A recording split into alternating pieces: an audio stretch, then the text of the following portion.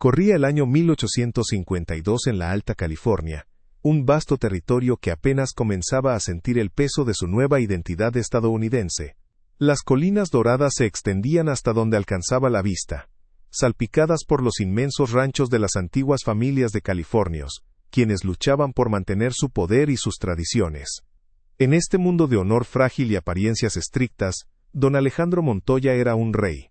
Su propiedad, el Rancho de las Almas, no era solo una tierra próspera, sino un feudo personal donde su palabra era la única ley. Era un hombre de unos 55 años, de porte rígido y mirada fría, obsesionado con la pureza de su linaje español y la reputación intachable de su apellido. Para todos en la región, don Alejandro era la encarnación del poder, un patriarca respetado por su riqueza y temido por su carácter implacable, un hombre que no toleraba la más mínima imperfección en su mundo cuidadosamente construido. La mayor fuente de frustración para don Alejandro vivía bajo su propio techo, su única hija Isabela. Para él, ella no era una persona sino un problema, una mancha en el lienzo perfecto de su legado. Isabela era una joven de mente brillante y espíritu sensible, pero su padre solo veía su figura robusta, un defecto físico que, en su opinión, la hacía indigna del apellido Montoya y un obstáculo insalvable para asegurar un matrimonio ventajoso. La crueldad de don Alejandro no era de gritos ni de golpes, sino de un veneno silencioso que administraba a diario. Era el desprecio en su mirada durante la cena, los comentarios mordaces sobre su apetito hechos frente a los sirvientes, o el simple acto de ignorar su presencia como si fuera un mueble incómodo. Él estaba convencido de que la debilidad de espíritu de su hija era la causa de su apariencia, y se había propuesto quebrar lo que quedaba de su voluntad para moldearla a su antojo. El acto que reveló la verdadera profundidad de su monstruosidad ocurrió en una tarde soleada, durante la visita de un posible pretendiente. El joven, proveniente de otra familia poderosa, reflejaba los mismos prejuicios de don Alejandro, y trató a Isabela con una cortesía tan fina que era casi un insulto, sin ocultar su desinterés. Tan pronto como el visitante se marchó, don Alejandro no descargó su ira contra el hombre que había despreciado a su hija, sino contra la víctima. La acorraló en el gran salón. Su voz no era un grito, sino un siseo helado que le caló hasta los huesos. Le dijo que su sola existencia era una humillación para él, y que, si no podía asegurar el honor de la familia con un buen matrimonio, entonces no servía para nada. Con una frialdad calculadora, le prohibió salir de sus aposentos hasta que él lo decidiera, declarando que una carga inútil como ella debía permanecer oculta, para que su vergonzosa presencia no siguiera manchando el nombre de los Montoya. Si esta historia ya te atrapó, y quieres saber cómo termina, no olvides suscribirte al canal, darle un me gusta a este video, y dejar un comentario aquí abajo. Encerrada en sus aposentos, Isabela sentía las paredes de su lujosa habitación como si fueran las de una tumba. Los muebles caros, los vestidos de seda y los espejos con marcos de oro no eran más que un recordatorio constante de un mundo al que, según su padre, ella no pertenecía. Las palabras de don Alejandro resonaban en su mente día y noche: carga inútil, vergüenza, mancha en el apellido Montoya. Se miraba en el espejo y no veía a la joven inteligente y de corazón noble que era, sino la figura robusta que su padre despreciaba con tanta frialdad. Su único refugio era un pequeño cuaderno de dibujo, donde con trazos de carbón creaba mundos lejanos, lugares donde la belleza no se medía por la forma del cuerpo, sino por la bondad del alma. Allí, en esas páginas secretas, Isabela era libre, era una artista, una soñadora, una mujer completa. Pero en cuanto cerraba el cuaderno, la realidad de su prisión volvía a caer sobre ella con todo su peso, ahogando cualquier esperanza que hubiera logrado dibujar. Don Alejandro no se contentaba con el simple encierro de su hija. Su crueldad era un arte que practicaba con esmero y refinamiento. Cada día, se aseguraba de que Isabela sintiera el peso de su desaprobación de una manera nueva y dolorosa. A la hora de la comida, en lugar de un plato digno de la hija del patrón, un sirviente le llevaba una porción miserable de frijoles y pan duro, con el mensaje explícito de su padre: esto es más de lo que merece alguien que no aporta nada al honor de esta casa. Escuchaba a través de la puerta las risas de los invitados en el patio, las conversaciones animadas durante las cenas a las que no era bienvenida. Don Alejandro se encargaba de que todos en el Rancho de las Almas, desde los vaqueros hasta las cocineras, supieran que la señorita Isabela estaba en desgracia. No era solo un castigo privado, era una humillación pública y sistemática, diseñada para despojarla de cada gramo de dignidad que le quedaba, y quebrar su espíritu por completo. Pasaron las semanas, que el aislamiento y el hambre comenzaron a hacer mella en el cuerpo de Isabela, pero no en su voluntad. Algo dentro de ella, una chispa de la fortaleza de su difunta madre, se negaba a extinguirse. La oportunidad para que esa chispa se convirtiera en llama llegó con el anuncio de una gran fiesta en el rancho para celebrar la cosecha. Don Alejandro, pensando que el castigo había sido suficiente para doblegarla, le envió a la mejor costurera con telas finas, ordenándole que se preparara para ser presentada a otro posible pretendiente. Pero esta vez Isabela no obedeció. Con una calma que sorprendió incluso a sí misma, miró a la costurera y dijo con voz firme: «No. No voy a participar en este circo de nuevo». La noticia de su desafío llegó a oídos de don Alejandro como un trueno. La furia se apoderó de su rostro, no porque ella se negara, sino porque se había atrevido a tener una voluntad propia, a desafiar su autoridad absoluta frente a los sirvientes. La tensión está creciendo, y la rebelión silenciosa de Isabela está a punto de tener consecuencias devastadoras. Si quieres descubrir qué sucede a continuación y apoyar nuestra narración de historias como esta, tómate un segundo para darle un me gusta a este video. La noche de la fiesta el Rancho de las Almas brillaba con luces, y sonaba con la música de las guitarras. Las familias más importantes de la Alta California estaban presentes, bebiendo vino y hablando de tierras y ganado. En medio de la celebración, don Alejandro, con el rostro como una máscara de furia contenida, subió las escaleras hacia la habitación de su hija. La arrastró fuera por el brazo, sin importarle que estuviera vestida con un simple traje de día, y la llevó al centro del patio. La música se detuvo. Todas las miradas se clavaron en la figura avergonzada de Isabela, expuesta ante la élite que su padre tanto se esforzaba por impresionar. Con una voz fría y cortante que resonó en el silencio, don Alejandro comenzó su discurso. Habló del honor de la familia y de la decepción que sentía por una hija que, según él, se negaba a cumplir con su único deber en la vida: asegurar un buen matrimonio. Fue entonces cuando pronunció la sentencia, un acto de crueldad tan extremo que dejó a todos los presentes sin aliento. «Si se niega a aceptar el lugar que le corresponde al lado de un caballero», declaró don Alejandro, su voz resonando con una autoridad terrible, «entonces aprenderá lo que es la sumisión en el lugar más bajo de este rancho». Sus ojos fríos recorrieron a los trabajadores que observaban desde la distancia, y se posaron en Mateo, el capataz, un hombre de rostro curtido por el sol y de dignidad silenciosa. «La entrego a usted, Mateo», dijo don Alejandro señalando a Isabela como si fuera un animal. «Llévela a su jacal, que le sirva la comida y le lave la ropa, que aprenda por fin cuál es el valor de una mujer que deshonra a su padre». El silencio que siguió fue total, roto solo por el grito ahogado de Isabela, cuyo mundo se derrumbaba en ese instante, entregada como un objeto al hombre que representaba todo lo que su padre despreciaba. Mateo no dijo una palabra. Simplemente se acercó a Isabela, quien permanecía paralizada en el centro del patio, con el eco de las palabras de su padre resonando como una sentencia de muerte.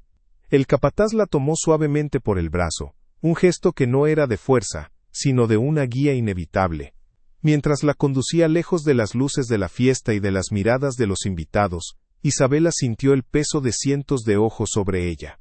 Vio la conmoción en algunos rostros, el desprecio en otros, y, lo peor de todo, la piedad que la hacía sentir aún más pequeña. El camino hacia el jacal de los trabajadores era un descenso a otro mundo. Dejó atrás el sonido de las guitarras, el olor a carne asada y vino, y se adentró en la oscuridad y el silencio, donde solo se escuchaba el crujido de la tierra seca bajo sus pies. Cada paso la alejaba de quien había sido y la acercaba a la nada que su padre había decretado para ella. El jacal de Mateo era poco más que una choza de adobe y madera, con un techo de paja que apenas parecía capaz de resistir una lluvia fuerte. Al entrar, el olor a tierra húmeda, a humo de leña y a sudor de hombre, la golpeó con la fuerza de una bofetada. No había ventanas, solo una abertura que servía de puerta y que dejaba entrar una tenue luz de luna. Dentro, una sola habitación contenía todo el mundo de Mateo: una mesa tosca, 2 sillas desvencijadas y, en una esquina, un jergón de paja que hacía las veces de cama. Isabela se quedó de pie en medio del suelo de tierra apisonada, temblando, aunque la noche no era fría. Esperaba una orden, un gesto violento, cualquier cosa que confirmara su nuevo estatus de objeto. Mateo, sin embargo, se movía con una lentitud deliberada, encendiendo una pequeña lámpara de aceite cuya llama danzante proyectaba sombras monstruosas en las paredes, magnificando el terror que sentía Isabela. Para el terror de Isabela, Mateo no le dirigió la palabra. Su silencio era un abismo de incertidumbre. Después de encender la lámpara, señaló con un gesto de la cabeza hacia el jergón de paja en la esquina. Era la única cama en la pequeña cabaña. Luego, tomó una manta raída de un baúl de madera y la extendió en el suelo, cerca de la entrada, creando una barrera entre ella y el mundo exterior. Se acostó allí sin quitarse las botas, de espaldas a ella, convirtiéndose en una silueta inmóvil en la penumbra. Isabela, sin atreverse a desvestirse, se acurrucó en el jergón, que olía a paja seca y a un trabajo agotador. Cada sonido la hacía sobresaltar. El aullido lejano de un coyote, el chirrido de un insecto, el simple movimiento de Mateo al respirar. No durmió en toda la noche, con los ojos abiertos en la oscuridad, sintiendo cómo la humillación se solidificaba en su interior, convirtiéndose en un frío y pesado trozo de plomo. Al amanecer, la primera luz grisácea se filtró por la puerta abierta del jacal. Isabela se dio cuenta de que Mateo ya no estaba. Se había levantado antes del alba, sin hacer ruido. Sobre la pequeña mesa de madera, encontró un trozo de pan de maíz y una taza de metal con agua fresca. Era una ofrenda silenciosa, un gesto que la confundió más que cualquier orden. ¿Qué se suponía que debía hacer? Las palabras de su padre resonaban en su cabeza. Que le sirva la comida y le lave la ropa. Pero el hombre al que debía servir no estaba y no le había dejado ninguna instrucción. Se sentía completamente a la deriva, despojada no solo de su hogar y su estatus, sino también de cualquier propósito. Miró sus manos, suaves y pálidas, y se sintió inútil, una muñeca de porcelana arrojada a un corral de cerdos. Por primera vez en su vida, Isabela Montoya no sabía quién era ni qué se esperaba de ella. Los días que siguieron fueron una lección de aislamiento absoluto. Cuando salía del jacal, se convertía en el centro de una atención silenciosa y cruel. Los vaqueros, que antes bajaban la cabeza con respeto a su paso, ahora la miraban de reojo, con una mezcla de curiosidad y desdén. Las mujeres que trabajaban en la cocina de la casa grande, las mismas que la habían visto crecer, ahora se daban la vuelta y susurraban entre ellas cuando se acercaba al pozo para sacar agua. Era un fantasma en su propia tierra, una paria. Don Alejandro había logrado su objetivo de la manera más efectiva posible. No la había encerrado con llave, sino que la había expulsado de la comunidad humana. Cada mirada, cada silencio, era un recordatorio de su caída. La soledad la envolvía como una mortaja, y la vergüenza era un veneno que corría por sus venas, convenciéndola de que esta humillación pública era exactamente lo que merecía. La realidad física de su castigo no tardó en manifestarse. El vestido de fiesta con el que fue arrastrada pronto se convirtió en harapos. Mateo le dejó un vestido simple de algodón áspero, similar al que usaban las sirvientas, que raspaba su piel delicada. El hambre se convirtió en una compañera constante. Comía solo lo que Mateo le dejaba, una porción de sus propios frijoles, una tortilla, a veces un trozo de carne seca. Era comida de subsistencia, un recordatorio de su nuevo lugar. Intentó cumplir con las órdenes de su padre y lavar la ropa de Mateo en el río, pero el jabón de lejía le quemó las manos, dejándolas rojas y agrietadas. El trabajo físico, algo que nunca había conocido, agotaba su cuerpo hasta el punto del colapso cada noche. El dolor en sus músculos y la aspereza en sus manos eran la prueba tangible de que la vida de Isabela Montoya había terminado, y en su lugar solo quedaba la existencia de una sirvienta sin nombre. Una tarde, después de casi una semana de esta existencia tortuosa, Isabela se derrumbó. Estaba sola en el jacal, mientras el sol se ponía tiñendo el cielo de naranja, colores que antes la habrían inspirado a dibujar. Ahora, solo le recordaban la belleza de un mundo que le había sido arrebatado. Cayó de rodillas sobre el suelo de tierra, y el llanto que había contenido durante días brotó en un sollozo desgarrador. Lloró por la pérdida de su hogar, por la crueldad de su padre, pero sobre todo lloró porque una parte de ella creía que él tenía razón. Era una carga inútil. Era una vergüenza. Su desafío no había sido un acto de fortaleza sino de estupidez, y este era su justo castigo. En ese momento, en la penumbra de la humilde cabaña, toda esperanza la abandonó. Estaba convencida de que su espíritu estaba roto sin remedio, y que pasaría el resto de sus días en esa miseria, como un ejemplo de lo que sucede cuando se deshonra el nombre Montoya. En el suelo de tierra del jacal, mientras la última luz del día se desvanecía, el llanto de Isabela se convirtió en un silencio vacío. Había tocado el fondo de su desesperación, un lugar frío y oscuro donde las palabras de su padre eran la única verdad. Fue en ese momento que Mateo entró, regresando de su larga jornada. No dijo nada. No la miró con lástima ni con desprecio. Simplemente se acercó a la pequeña fogata que ardía en el centro de la choza. Calentó un poco de agua con unas hierbas que sacó de una bolsa de cuero y le extendió una taza humeante. El aroma a manzanilla y a tierra llenó el aire. Era un gesto simple, casi imperceptible, pero para Isabela, que solo había conocido la crueldad y la indiferencia, fue como si alguien le hubiera encendido una pequeña vela en la más profunda oscuridad. No era una orden, no era un castigo. Era un acto de pura y simple humanidad, algo que creía haber perdido para siempre. Aquel simple gesto de bondad comenzó a desmantelar, pieza por pieza, la prisión mental que don Alejandro había construido para ella. Si este hombre, a quien su padre consideraba poco más que un animal de trabajo, podía tratarla con una decencia tan silenciosa, era posible que el juicio de su padre no fuera la verdad absoluta. Isabela comenzó a observar a Mateo de una manera diferente. Ya no veía en él al carcelero que su padre le había asignado, sino a un hombre que se movía con una dignidad que ella nunca había visto en los salones de la casa grande. Observaba sus manos, callosas y fuertes por el trabajo, pero que se movían con una delicadeza sorprendente al trenzar una cuerda o al curar la herida de un caballo. Notó la forma en que sus ojos, acostumbrados a escudriñar el horizonte en busca de ganado, parecían ver cosas que ella nunca había notado. El cambio en la dirección del viento, el rastro de un animal en el polvo, la primera estrella que aparecía en el crepúsculo. El silencio entre ellos, que al principio había sido una muralla de miedo y vergüenza, comenzó a llenarse de pequeñas grietas. Una tarde, mientras ella intentaba torpemente remendar una de las camisas de Mateo con una aguja y un hilo tosco, él se sentó frente a ella y sin decir palabra tomó la tela de sus manos y le enseñó a hacer una puntada fuerte y limpia. Fue la primera vez que sus manos se rozaron. Días después, ella se atrevió a hacer una pregunta. ¿Cómo sabes siempre cuándo va a llover?, le preguntó, su voz sonando extraña y débil después de tanto tiempo sin usarla. Mateo levantó la vista hacia las colinas y simplemente dijo, «La tierra habla. Solo hay que saber escucharla». Fue una conversación breve, casi nada, pero fue el comienzo de algo. Por primera vez desde su humillación, Isabela no se sintió como un objeto, sino como una persona que podía preguntar y recibir una respuesta.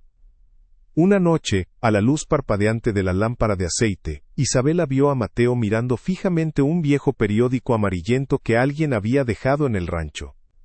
Trazaba las letras con el dedo, lentamente, con dificultad. Recordó los años que había pasado leyendo los libros de la biblioteca de su padre, su único consuelo. Con un valor que no sabía que poseía, le dijo en voz baja, «Yo puedo enseñarle». Mateo la miró con sorpresa, sus ojos oscuros insondables. Al principio dudó, pero luego asintió lentamente. Así comenzó su alianza secreta. Cada noche, después de que el rancho se sumía en el silencio, Isabela le enseñaba las letras y las palabras, y a cambio, él le enseñaba los secretos del mundo que la rodeaba.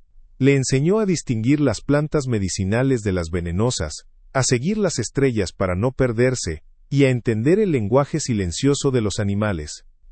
Si esta alianza inesperada te emociona y quieres ver cómo se desarrolla, ayúdanos a contar más historias como esta dejando tu me gusta en el video. Las lecciones nocturnas se convirtieron en conversaciones. Mateo, al ver que ella no lo juzgaba, comenzó a compartir las historias de su pueblo, las leyendas de la gente que había habitado esas tierras mucho antes de que los Montoya llegaran con sus escrituras y sus cruces, Le habló de un tiempo en que la tierra no pertenecía a nadie, sino que todos pertenecían a la tierra. Le contó historias de resiliencia, de cómo su gente había sobrevivido a la conquista, a las enfermedades y a la opresión, manteniendo vivas sus tradiciones en secreto. Para Isabela, estas historias eran una revelación. El concepto de honor y legado de su padre, basado en la sangre y el poder, de repente parecía frágil y vacío en comparación con la profunda y antigua fortaleza del pueblo de Mateo. Empezó a comprender que la verdadera nobleza no tenía nada que ver con un apellido o con la riqueza. Impulsada por este nuevo mundo que se abría ante ella, Isabela sintió el regreso de un viejo impulso. Un día, mientras caminaban por el lecho seco de un arroyo, encontró un trozo de carbón. Lo recogió, y sobre una piedra plana y lisa comenzó a dibujar. No dibujó los rostros hermosos, o los paisajes idealizados que solía crear en su cuaderno. Dibujó la flor de salvia que Mateo le había enseñado a usar para las fiebres, con cada vena de sus hojas detallada. Dibujó las manos de Mateo, mostrando la historia de su vida en cada arruga y cada callo. Cuando Mateo vio los dibujos, no los despreció como un pasatiempo inútil, como habría hecho su padre. Los miró con un respeto silencioso y, al día siguiente, le trajo un trozo de madera de álamo, lijado hasta quedar suave como la seda, para que tuviera una superficie mejor sobre la cual crear. Por primera vez, alguien veía su arte no como una debilidad, sino como una forma de fuerza. El cambio en Isabela no pasó desapercibido para los demás habitantes del rancho. Ya no caminaba con la cabeza gacha, evitando las miradas. Se movía con un propósito, sus manos cada vez más ásperas, pero sus ojos más claros y firmes. Los vaqueros que antes se burlaban en voz baja, ahora la observaban con una mezcla de confusión y un respeto a regañadientes. Veían cómo ayudaba a Mateo a reparar una cerca, o cómo identificaba una planta que podía calmar la tos de un niño. La mujer que don Alejandro había intentado convertir en un símbolo de vergüenza se estaba transformando en algo que nadie, y mucho menos él, podría haber previsto. No era la hija del patrón ni la sirvienta del capataz. Era simplemente Isabela, una mujer que estaba encontrando su propio valor en el lugar más humilde del rancho, lejos de la opulencia vacía de la casa grande. La crueldad de su padre tenía un resultado inesperado y profundamente irónico. Al arrojarla a lo que él consideraba el fondo del pozo, le había dado, sin quererlo, la única herramienta que podría salvarla: la libertad de la jaula dorada de sus expectativas. Lejos de su mirada crítica y de la presión constante por ser alguien que no era, Isabela estaba floreciendo. El trabajo físico que debía destruirla, la fortaleció. El hambre que debía doblegarla, le enseñó a apreciar el valor de un simple trozo de pan. La humillación que debía romper su espíritu, la liberó de la necesidad de la aprobación de los demás. Don Alejandro había intentado podar la planta para que encajara en su jardín perfectamente arreglado, pero en lugar de eso, la había trasplantado a tierra salvaje, donde sus raíces finalmente encontraron la fuerza para crecer libres y profundas. Una noche, mientras estaban sentados fuera del jacal bajo un manto de estrellas más brillante de lo que nunca había visto desde las ventanas de su habitación, Isabela se dio cuenta de que ya no sentía miedo. La vergüenza se había disipado, reemplazada por una calma y una claridad que nunca antes había conocido. Miró a Mateo, este hombre silencioso que le había devuelto la humanidad sin pedir nada a cambio, y supo que no estaba sola. Aún no tenían un plan de venganza ni una estrategia de escape. Pero habían forjado algo mucho más poderoso, una alianza basada en el respeto mutuo y la dignidad compartida. En la oscuridad del rancho de su padre, en el corazón mismo de su castigo, Isabela había encontrado no solo la voluntad de sobrevivir, sino también una razón para luchar. La víctima estaba desapareciendo, y en su lugar, una superviviente estaba naciendo. La venganza que comenzó a gestarse en el corazón de Isabela no era un fuego violento, sino una brasa que ardía con una paciencia fría y calculadora. Se dio cuenta de que un ataque directo contra su padre sería inútil. Él era un toro que solo embestía con más fuerza ante la provocación. Su verdadero poder no residía en su fuerza física ni en sus vaqueros, sino en su reputación, en esa imagen de patriarca honorable y exitoso que había construido con tanto esmero ante la sociedad de la Alta California. Esa sería su debilidad y el objetivo de su ataque. Su plan no sería una rebelión ruidosa, sino una guerra silenciosa, librada con las armas que él nunca esperaría que ella usara, su inteligencia, el conocimiento de Mateo y el desprecio con el que él mismo la había tratado. Isabela dejaría de ser la víctima de su historia, y se convertiría en la arquitecta de la caída de su padre, usando las mismas piezas del mundo que él controlaba para construir su ruina. El primer campo de batalla fue el conocimiento. Isabela sabía que su padre, a pesar de su obsesión por la apariencia de riqueza, era descuidado con los detalles administrativos, delegando la contabilidad a un empleado anciano y poco atento. Con la ayuda de Mateo, quien conocía los horarios de todos en el rancho, Isabela comenzó a escabullirse por las noches a la pequeña oficina de la casa grande. Allí, a la luz de una vela robada, devoró los libros de cuentas. Lo que descubrió fue asombroso. Don Alejandro no era el rey próspero que pretendía ser. Estaba ahogado en deudas con los nuevos banqueros angloamericanos de San Francisco, hipotecando secretamente partes del rancho para mantener su lujoso estilo de vida. Había vendido ganado que no le pertenecía, y prometido cosechas que sus tierras ya no podían producir. Esta no era solo una prueba de mala gestión. Era la evidencia de un fraude que destruiría su reputación de hombre de palabra si alguna vez salía a la luz. Paralelamente, Isabela convirtió su arte en un arma. El carbón que antes usaba para escapar a mundos de fantasía, ahora servía para documentar la cruda realidad del rancho de las almas. Dejó de dibujar paisajes y comenzó a crear un registro visual de la hipocresía de su padre. Dibujaba los rostros demacrados de los vaqueros al final de una jornada de 16 horas, las costillas marcadas de los caballos sobreexigidos, las porciones miserables de comida que se servían a los trabajadores. Creó un retrato detallado de la cerca rota por donde se escapaba el ganado que luego era vendido en secreto. Cada dibujo era una pieza de evidencia, un testimonio silencioso que ninguna palabra podía refutar. Escondía estas obras en un hueco bajo el suelo de tierra del jacal, creando un archivo secreto de la tiranía de don Alejandro, un arsenal de verdad que esperaba pacientemente el momento adecuado para ser desplegado. Con el conocimiento de Mateo sobre la tierra, comenzaron un sutil sabotaje.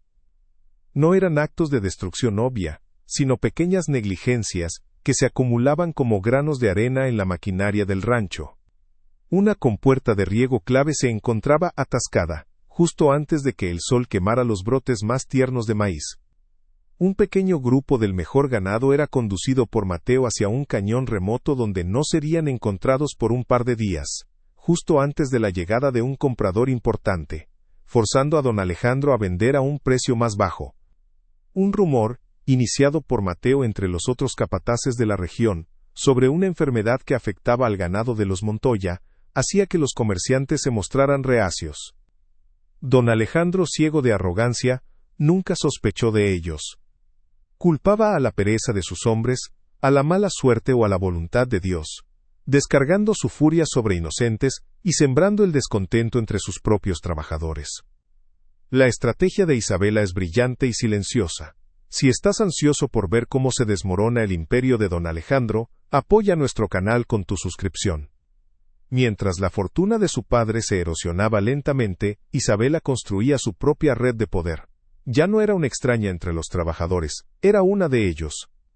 Usando las hierbas medicinales que Mateo le enseñó a identificar, preparaba ungüentos para las quemaduras de las cocineras y tés para aliviar la tos de los niños. Como sabía leer y escribir, se convirtió en la confidente secreta de muchos, escribiendo cartas a sus familias en México, o leyendo las respuestas que llegaban. No pedía nada a cambio, pero cada acto de bondad forjaba un lazo de lealtad. Los trabajadores, que antes la veían con lástima o desdén, ahora la protegían. Le advertían cuando su padre se acercaba, le pasaban trozos extra de comida y guardaban silencio sobre sus escapadas nocturnas. Sin que don Alejandro lo supiera, su rancho ya no le era completamente leal. Un ejército silencioso se había formado en las sombras, y su lealtad pertenecía a la hija que él había desterrado. Desde la terraza de la casa grande, don Alejandro observaba su pequeño reino y se sentía satisfecho. Veía a su hija a lo lejos, vestida con ropas ásperas, trabajando junto al capataz, y una sonrisa cruel se dibujaba en su rostro. Su castigo había funcionado a la perfección. Había quebrado su espíritu rebelde, y la había reducido a lo que él siempre supo que era, una criatura simple, útil solo para el trabajo manual. Escuchaba los informes de los problemas en el rancho, la cosecha mediocre, el ganado perdido, las deudas crecientes, y los atribuía a la incompetencia de sus subordinados, sin ver el patrón que se tejía a su alrededor. Para él, la sumisión de Isabela era la prueba de su poder absoluto. Creía que había ganado, que había purgado la mancha de su apellido. Su arrogancia era un velo tan espeso que le impedía ver que la mujer que despreciaba estaba a punto de arrebatarle todo lo que él valoraba. La trampa estaba puesta. Isabela y Mateo habían reunido las pruebas, sembrado el caos y ganado la lealtad de la gente. Ya no eran dos almas solitarias sobreviviendo a la crueldad de un tirano. Eran los estrategas de una venganza meticulosamente planificada. No necesitaban levantar un arma ni alzar la voz. Su poder residía en la verdad que habían desenterrado y en la paciencia para esperar el momento perfecto para revelarla. Sabían que la arrogancia de don Alejandro sería su perdición. Tarde o temprano, su necesidad de exhibir su poder y la supuesta humillación de su hija lo llevaría a cometer un error público. Y cuando ese día llegara, ellos estarían listos. La expectativa crecía en el aire del rancho, una calma tensa antes de la tormenta que se avecinaba, una tormenta que no traería lluvia, sino justicia. El momento elegido por don Alejandro para exhibir su victoria llegó en una mañana de domingo, después de la misa, cuando el sol de California bañaba las colinas en una luz dorada y clara.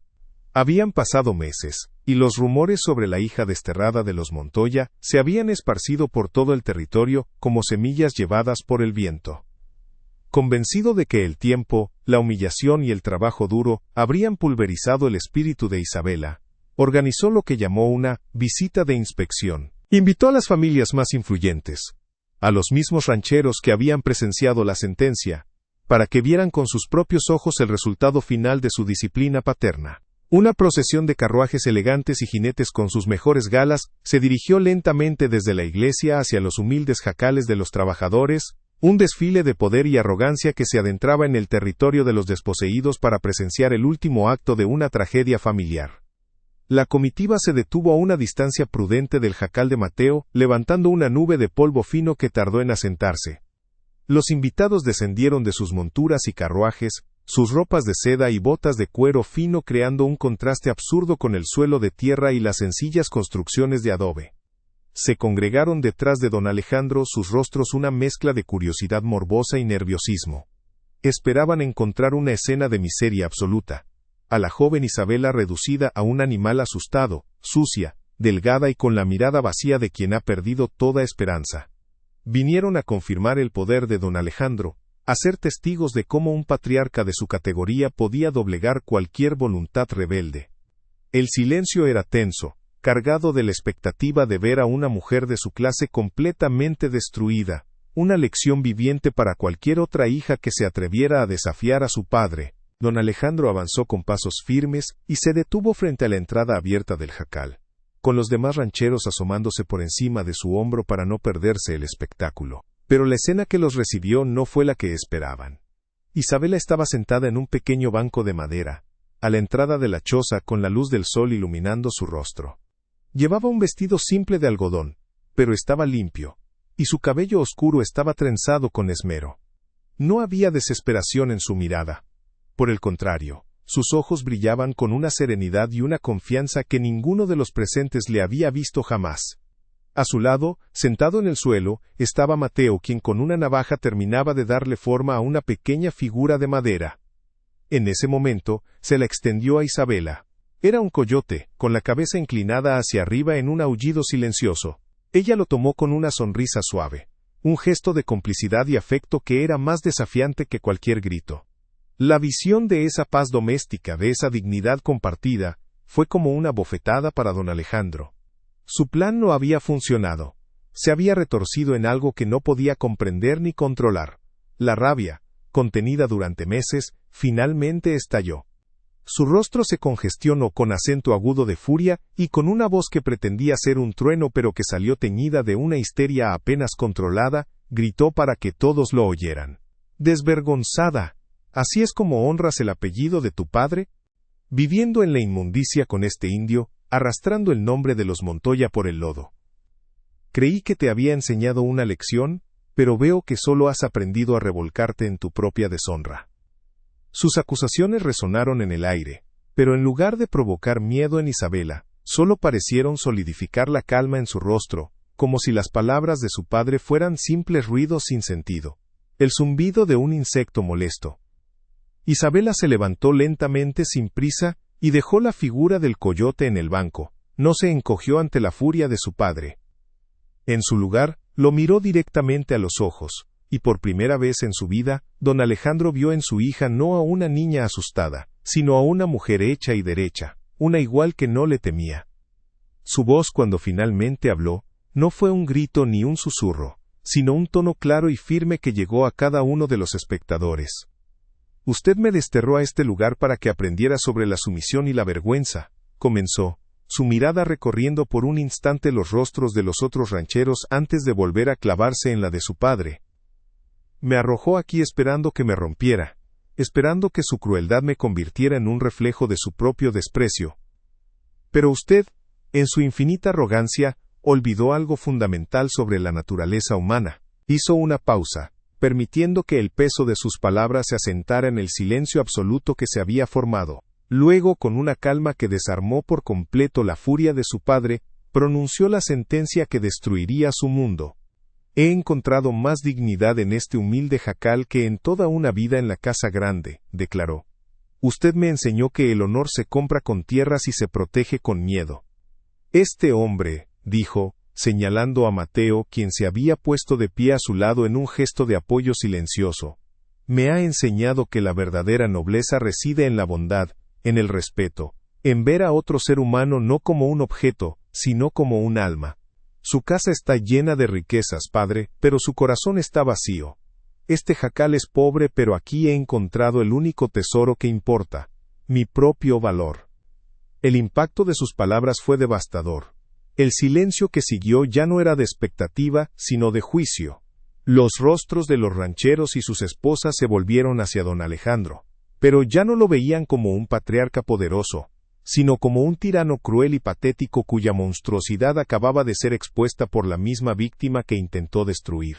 La humillación que él había planeado con tanto esmero para su hija se había invertido con una fuerza aplastante, cayendo sobre él como una losa de granito. Se quedó sin palabras, con la boca entreabierta, su furia evaporada y reemplazada por la fría y desnuda realidad de su derrota pública. En ese instante, frente a toda la sociedad que tanto se esforzaba por impresionar, don Alejandro Montoya dejó de ser un rey, se convirtió en un paria, avergonzado no por la caída de su hija, sino por la inquebrantable dignidad que ella había encontrado en el mismo lodo al que él la había arrojado.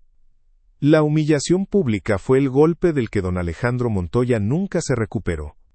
Su poder, construido sobre el frágil andamiaje de la reputación y el miedo, se derrumbó en un instante.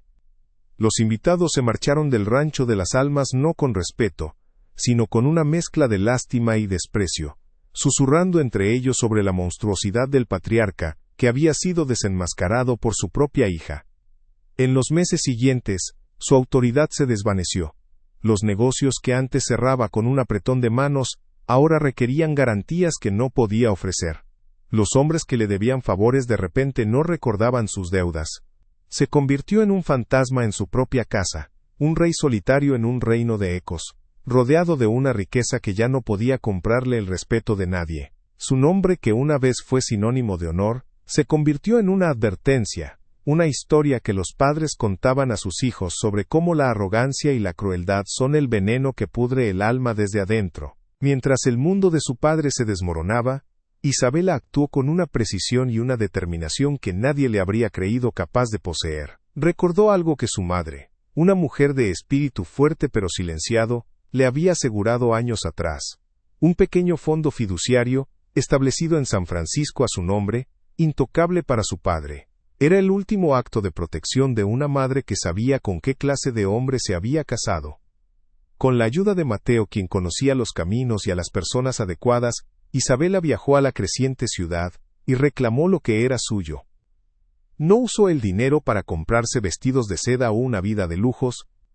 En cambio, regresó al rancho y, Con una frialdad legal que habría enorgullecido a su padre en otras circunstancias, saldó la deuda que había mantenido a la familia de Mateo atada a esa tierra por generaciones. No fue un acto de caridad sino de justicia. Con su propia herencia, compró la libertad de un hombre que le había enseñado el verdadero significado de la riqueza. Su partida no fue una huida en la oscuridad, sino una declaración a plena luz del día. En una simple carreta, con apenas unas pocas posesiones, Isabela y Mateo dejaron atrás el rancho de las Almas para siempre. Mientras se alejaban por el camino polvoriento, los otros trabajadores del rancho salieron de sus jacales y de los corrales. No hubo vítores ni despedidas ruidosas, sino un profundo y respetuoso silencio. Vieron partir no a la hija caída del patrón y a su capataz, sino a dos personas libres que habían forjado su propio destino. Se dirigieron al norte, hacia los vastos y prometedores territorios de Oregón, un lugar donde un apellido no definía el valor de una persona, y donde la tierra ofrecía una nueva oportunidad a quienes estuvieran dispuestos a trabajarla. No iban como amo y sirviente, ni siquiera como marido y mujer, sino como algo más profundo, dos almas que se habían salvado mutuamente y que caminarían juntas hacia un futuro que construirían con sus propias manos. Si esta historia sobre la dignidad y la justicia te ha conmovido, no olvides suscribirte al canal, dejar tu me gusta y contarnos en los comentarios qué te pareció el final de Don Alejandro. Con el tiempo, el Rancho de las Almas, privado de un liderazgo sensato y carcomido por las deudas de su dueño, se marchitó y murió. Las tierras fueron vendidas pieza por pieza a los recién llegados angloamericanos, y la gran casa se convirtió en una ruina, un monumento hueco a la tiranía de un hombre. Pero la historia de Isabela y Mateo se convirtió en una leyenda, un susurro que pasó de generación en generación entre las familias de vaqueros de la región. Se convirtió en un relato sobre cómo la verdadera nobleza no se hereda a través de la sangre ni se mide en acres de tierra, sino que reside en la capacidad de tratar a otro ser humano con dignidad. La lección final del Rancho de las Almas fue clara y perdurable. En un mundo obsesionado con el poder y las apariencias, el acto más simple de bondad puede convertirse en la forma más poderosa de rebelión. Una luz tan brillante que es capaz de exponer la profunda oscuridad que se esconde en el corazón de los tiranos y avergonzar a imperios enteros.